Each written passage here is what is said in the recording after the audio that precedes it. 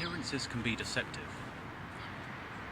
Why is it that we say, don't judge a book by its cover? In these videos, the intention is to dismantle the prison that we have formed around our mind and around our spirit. We're going to dismantle duality, dualism, and how our observation of reality is skewed, and therefore we skew our concept of identity and who we are and what we are.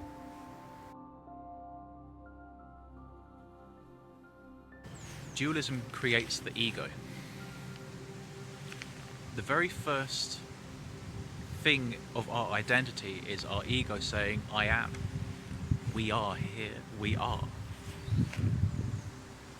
And that becomes, that is a result of dualism, in that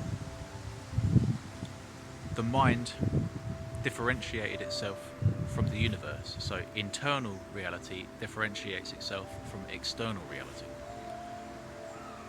That's essential.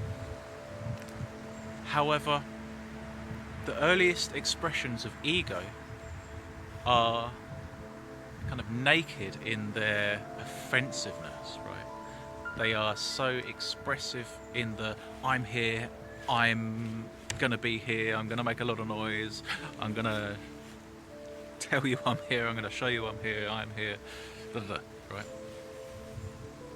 It's like our first voice, and we need it, but it's vestigial in that it taught us how to self-identify, or to create an identity. It was the big bang moment of identity, the ego saying I am and speaking for itself.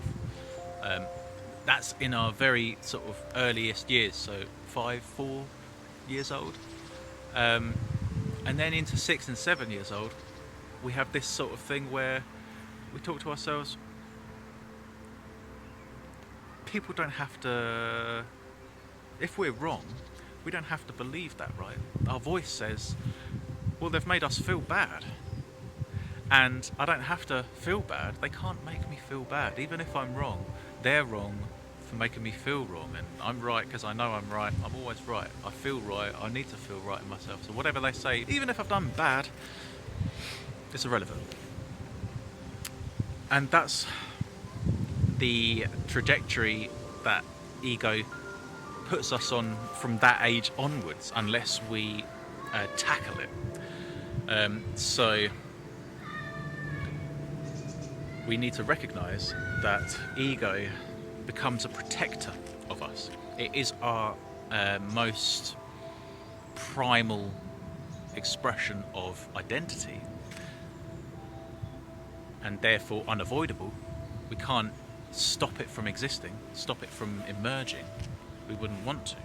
But what we do need to do is to differentiate that voice, a protective voice, a selfish voice. It is the selfish kind of, it's the spokesperson for the self. It's the protector of that self that it's then created, that identity that it's then created. So we've got a protector, but now we don't have to be wrong in any way, because it's going to protect us and shield us from any feeling that we have. We can't ever feel wrong ever again. We don't have to, because the ego says they can't make us feel like that. I don't have to feel like that. I've got things to do, I've got a life to lead, and right or wrong, I'm going to do what I like. Right? They can't make me. They can't control me, etc., etc.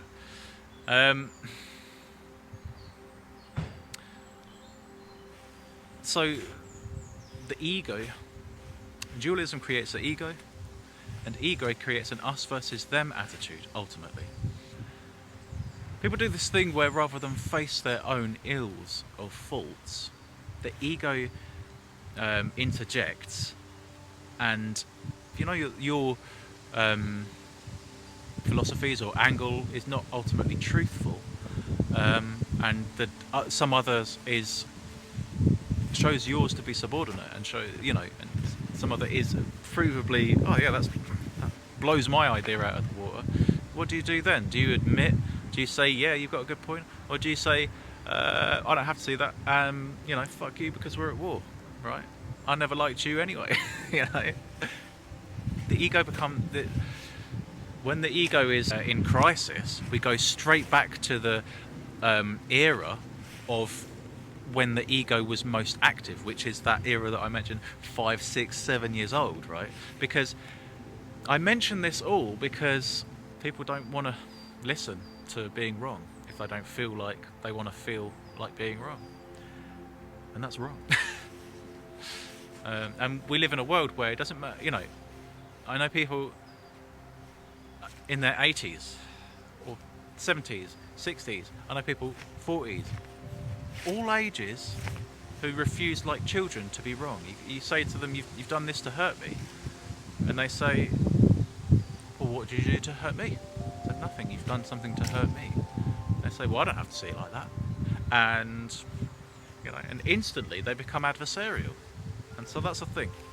That's a thing. We live in a world where adults are just tall, old children.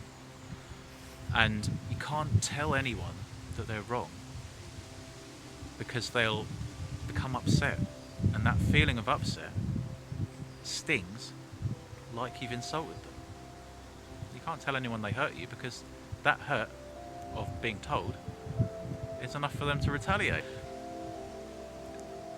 If you're resistant to the truth, you always will be. Ignorance is powerful. It's more powerful than anything, right?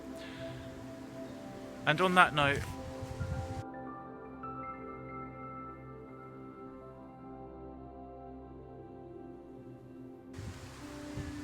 let's talk about maskirovka, the nature of hiding the truth.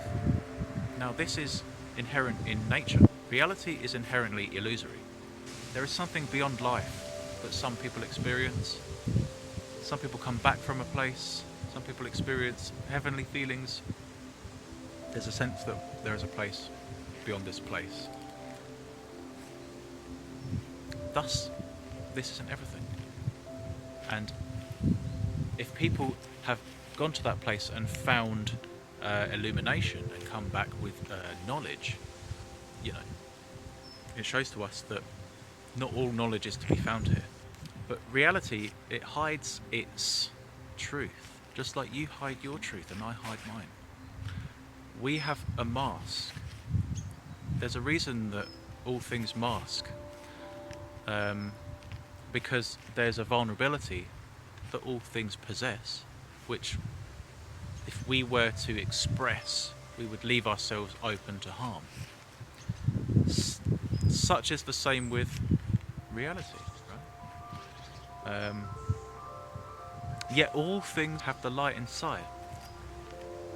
All things are children of Buddha nature, as the Buddha says. If you relinquish control and if you quieten your mind, then buried underneath all of the distractions is the divinity that we must find our way to. And we are separated from true experience. Dualism creates separation from reality, from others.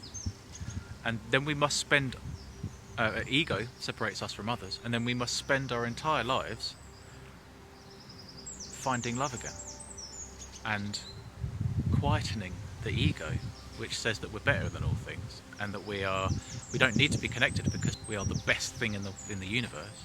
When actually, if we dismantle that ego, we find that there's a sense of connected godhood which goes beyond the self, and it connects all things, conscious, living, whatever. All things are connected because all things are an expression of the Creator, and we are an expression of the Creator, and we have the power to create things just as the Creator did, through will and through belief and through mind, right? Intention. So, you know, there's 6 billion people in the world who will either oppose you or be completely indifferent about finding a sense of godhood. And it's because people basically believe themselves as gods, the centre of their own story, at the centre of the universe, to which we are all, in one way or another, supporting. And that's kind of self-centered, protective way of... It's a self-centered and protective behaviour, which is the opposite of godhood. Godhood is selfless. It requires dismantling one's ego defences until we have no more defences. So, it's ironic. It's a voice. It's an identifying voice, the ego. But ultimately, it sets us in a course of separation from all other things. And that is the behaviour, the modus operandi of dualism, a dualistic world. The world is kind of formed in such a way that it puts things in opposition. It puts things into conflict. And we have to be aware of that. We have to work our way around that. We are, angry creatures, and the world gave us all of the tools you could imagine to express that, right? There's, metal in the ground, iron, tin, we can make steel, we made swords, everywhere has swords, everywhere has metal, everywhere has tin, well, not everywhere, but everywhere has the tools to make weapons, and everywhere has the tools to make fireworks and explosives, and everywhere has the tools to make nuclear bombs, because there's uranium everywhere, and you can enrich that. And reality has sort of like put us on this unavoidable curve of exploration, where we have grown as people, we've grown into society, societies have met one another's and waged wars against one another's, then small tribal conflicts become great multinational superpower conflicts, and before you know it, 1 minute we're cavemen, the next minute we've got nukes, but we're still thinking like cavemen. Dualistic reality is going to keep us behaving like animals, right? It requires animalistic behaviour, and it will devolve you. Ultimately, dualism, will devolve you into animalistic practices, because it suggests that this is a reality of war, and in a sense, there's a constant conflict for balance of all things. I say rotational momentum creates balance in a chaotic environment, and this is why in this environment we see cycles. However, in cycles there is a changing of states, a perpetual changing of states from one extreme to another extreme, and it creates balance. But to experience it is very disorientating, and for us to experience this, as living things, is confusing, it's beguiling, it forces us to see ourselves in that same sort of manner, right? And we will until we don't, until we can see it. Being forewarned is forearmed in this instance. We have to see that we have a choice, right? We have a choice between anger and calmness, stillness and activity. You have a choice between revenge and peace. You have a choice between making a positive world through positive, selfless deeds, or making a selfish help through selfishness. And dualism's all that there ever can be, if that's the way you want it to be. But that way is a sort of unpleasant experience, where we are living in an animalistic frame of being, whereby we are always reacting to reality, and we are always acting on reality with the same force we were harmed by. We harm others because we seek revenge, because we were hurt, etc., etc. So dualism always is, to me, helpful because it is a tool in order to frame and understand where things lie in relation to all other things. So it's useful for definition, but understand that definition in itself is kind of senseless, because light, dark, they're all expressions of one thing, right? Happy, sadness, they're all expressions of one thing. All of these things, changing states, are simply expressions, right? Appearances. They aren't the true nature of things. They are simply an appearance. They're simply a manifestation, a superficial mask over what is true. And what is true? That there is no conflict. There is no eternal war. And all there is love and peace when we get down into it. And dualism, creating the ego, it separates us from all other things. So spirituality is the process of finding, by disenfranchising the ego, by destroying the ego, by dismantling the ego, a more universally minded ego.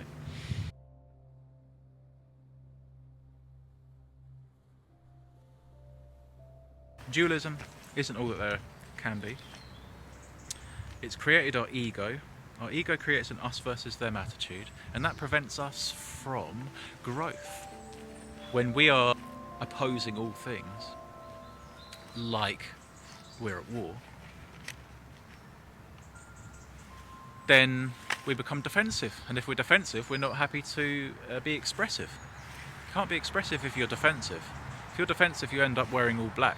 If you're expressive, you can wear whatever you want. You can wear colours. There's a point where we all wear black. There's a point where we all have to, right? Where we're so hard on ourselves, or we expect condemnation from those around us, and that's, a state that most don't break out of. But expression, self-expression, is life. If we cannot express ourselves, we are not alive, right? We're waiting to live. We're watching other people live, and we're becoming jealous of them for daring to express themselves, And people get so jealous about others' expressions of identity, right? So that's insane. So us versus them attitude creates a conflict where we are fighting all others, right? Spirituality, however, it creates connections with all things. Destroying the ego, we find a connection.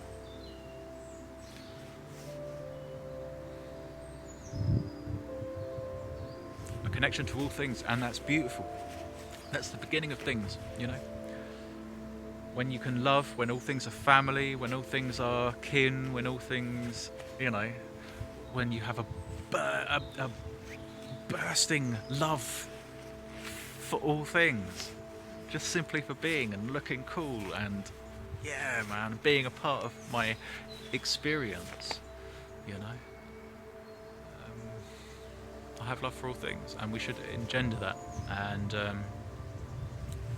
those that we do it bit by bit, by those that you absolutely are disgusted by, those that repulse you, will teach you how to love. Your enemy will teach you love. Dualism, ultimately, reality and you're not separate. Just like day and night aren't separate. Observer and creator are two sides of the same coin, say the Sikhs. Expressions, appearances, that's all it is. And we get confused and we lose sight of these things. But these things are where it's all at. The sharp end of understanding.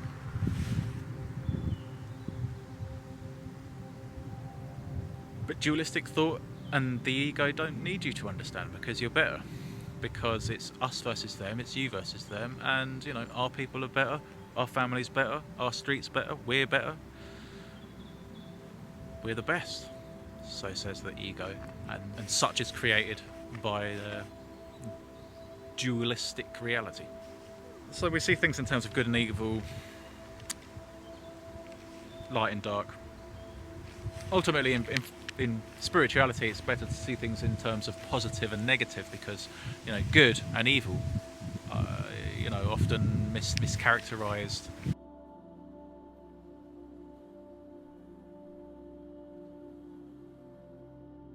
Dualistic thought gives us guidelines with which to understand reality. Dualistic thought is useful to underpin what things are and where they stand in relation to others.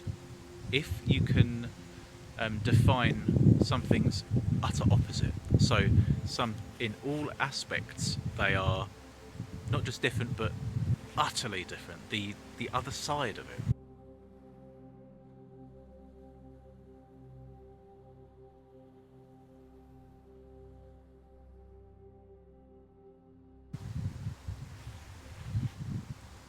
So it can give us a guideline, but it fails. It fails ultimately. If we rely on dualistic thought, then so much of understanding will fly past us, because of the nature of reality is so complex and hard to stomach emotionally as well, that we refuse to see the complexity of many things. We get jealous. We say, why do we have to look so deep into that and look into that person's, why should we have to understand that person? But anyway, let's look into where it fails. So good and evil is a dualistic kind of concept, right? Is as dualistic as it gets. But good and evil, in fact, hides from us, it conceals from us a true reality, a truer reality. It's more complicated, but it's much more built on understanding, right? So if we believe that people are evil, then those that find themselves in prison having committed criminal acts, right, are definitely evil, particularly those that do repeat offences, right? What do you do with such a person? And you've just got to delete them, right? Get rid of them, and they're just troublemakers, and we all know what troublemakers are like, and we just should get rid of them, right? Well, a thief may have known survival through stealing a piece of bread when they were so young, right? Like a toddler. And if that's your experience of reality, we are survival mechanisms, and you can put a moral stance into that, but the body will take over. If you're hungry enough, you'll eat anything. I mean, people eat people if you're hungry enough. The universe forces us into roles, whether we like it or not, and we kind of just have to go with that, and that sometimes can be really unpalatable. I mean, we're all actors and we're all playing a roles, and what if it's your turn to play the role of the bad guy, and you're in a car crash and people are dead and everyone's blaming you, and it's not your fault, but nonetheless people are dead and everyone's there blaming you, and it wasn't your fault, but still, we can be unwitting agents of the machinations of the universe, and that can put us in hard place. It's a hard reality to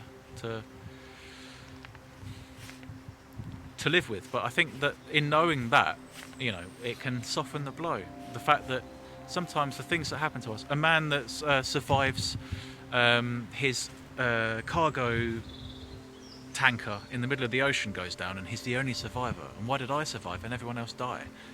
And this person's got a survivor guilt complex. and they spend the rest of their life saying, why me? And it's just, that's just it. There's no rhyme or reason beyond the universe had it coming and it was unavoidable and it was going to happen no matter what anybody could have done. I believe it's, part of a greater cosmic system of balance, which we find ourselves, it happens to us, but also we do it to others, right? We are the thing that does it to others as well, so we're all part of it. It's all part of a big, ecosystem, right?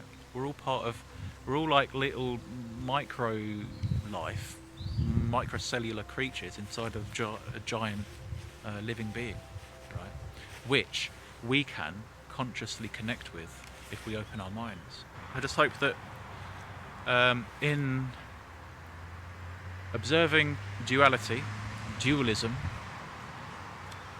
we, going forwards, will have a better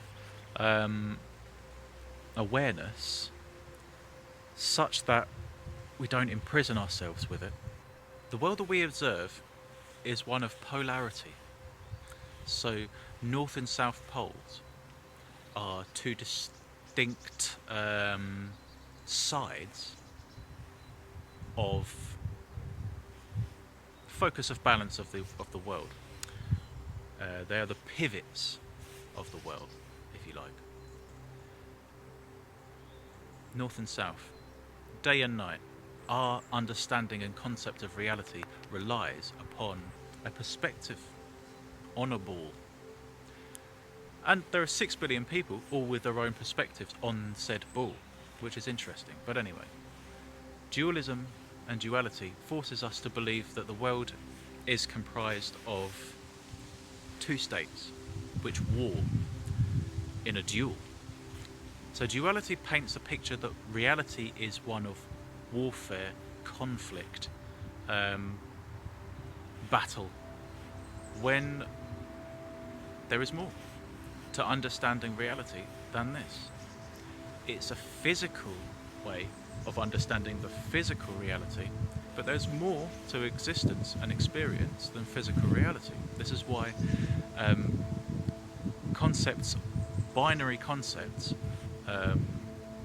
dualistic concepts of duality, they fail ultimately in expressing and explaining all things, because physical reality is limited. It's limited by rules, the rules of physical reality, which underpin the status quo, underpin the homeostasis, which is everyday life, stability. And this is what this is a primary concept in dualistic behavior and movements in reality, the shift from one state to another, which is inherent in all physical activity. So day naturally falls into its complete opposite night. Night naturally falls into its complete opposite day. At the zenith, at the ultimate expression of day or night, the opposite is already waxing, it's already beginning to grow and build in strength from 0 to, from 1% to 100 again. So duality, life in a dualistic place, it shows us this passage, how all things contain the seeds of their opposite, and thus day will become night, night becomes day, sadness falls into happiness, happiness falls into sadness, and we cycle ineffably for all time, for all of our lives and beyond, as lives cycle.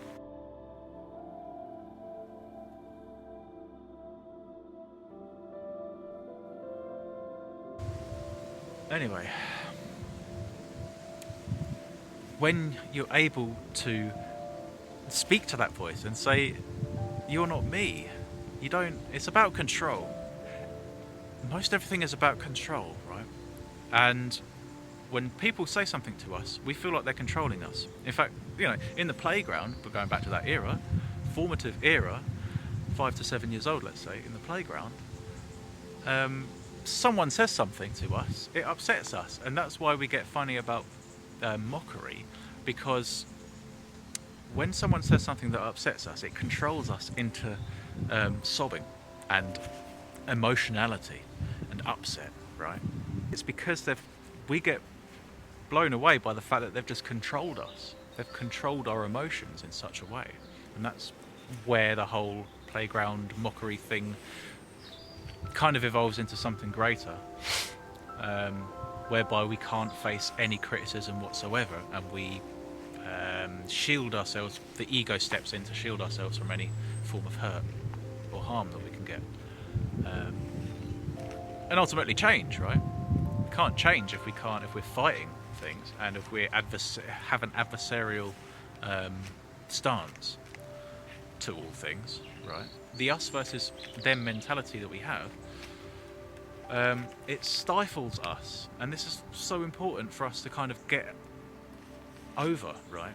Because intellectuals are always going to make people who aren't very intellectual feel stupid without meaning to, but their very presence and very expressions are offensive because it undermines people in the sense that they feel that people will then mock them for being stupid. So they go the opposite way, and then they mock intellectuals and intellectualism. It becomes mock-worthy, mocked. But control is sort of pivotal in our defense of ourselves against others. We believe when we are influenced by others, they control us. They may well, and we should at times go along with that. If someone's right, then go along with it. The problem is, tribalism gets in the way, and we say, well, I don't want to end up like them. I mean, I don't like them, so why should I believe what they say, even if it's true? Don't have to be like anybody. Just follow truth. But unfortunately, truth means that we have to go a separate way from our crowd. But then one day we'll find a crowd of those who have gone their own way, and we'll all meet, and we'll all have a great party, and it'll be lovely. We'll have music. It'll be like a village fete, but a multi-faith, multi-cultural, happy time. Anyway, don't be controlled by your inner voice. Separate yourself from it. It doesn't have your best interests at heart. You need to quieten it. It's a child, and it is the expression of a dualistic reality, and a mind that sees itself as indistinguishable from such. Self is a funny thing. You have a local self, and there's a cosmic self. And believe me, behind that ego, if you can dismantle that ego and the things it says, and the self-assured superiority that it says, you will find a collective cosmic identity, a spiritual path, a connection. It's the most important thing, man. People are disconnected and separated. Well, you're not separate. We are one. We are one. Love makes it one. But you'll remember that one day, but let's get round to it now, and then we can get on with making the world a better place, building heaven on earth, inside then outside. Peace and love. Let's make a better world. Let's be better people. Let's admit when we're wrong. Let's not allow feelings to control us. Let's find control. Let's find our own actuality. Let's actualize our own power.